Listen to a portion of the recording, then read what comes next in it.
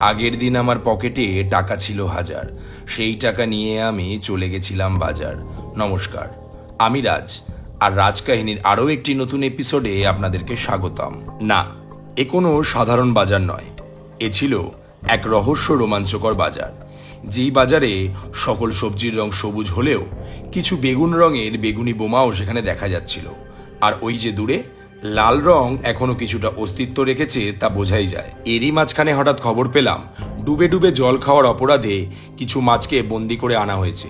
তার মধ্যে কিছু মাছের যাবজ্জীবন সাজা ঘোষণা হয়েছে এবং কিছু মাছের মৃত্যুদণ্ডও ঘোষণা হয়েছে। এই খবর পাওয়া মাত্রই কিছু মাছকে আমি মৃত্যুদণ্ড থেকে বাঁচিয়ে বাড়ির দিকে নিয়ে গেলাম।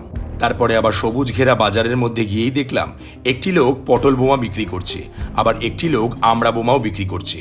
আর ওই দূরেই রাখা ছিল সবুজ রঙের লঙ্কা পটকা, যেগুলো উনি ওজন করে বিক্রি করছে।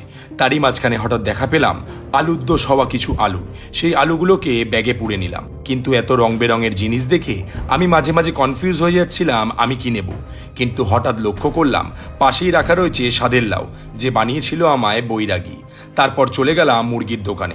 সেখানেও মৃত্যুদণ্ড দেওয়া হয়েছে কিছু মুরগিকে এবং খাঁচায় বন্দি করে রাখা হয়েছে। আমার মন এতই বড়, সেই মুরগিগুলোকেও বাঁচিয়ে বাড়ি নিয়ে চলে গেলাম, আর বেঁচে থাকা টাকা মাকে দিয়ে দিলাম। আমার রহস্যময় গল্প কেমন লাগে কমেন্ট করে জানিও। টাটা।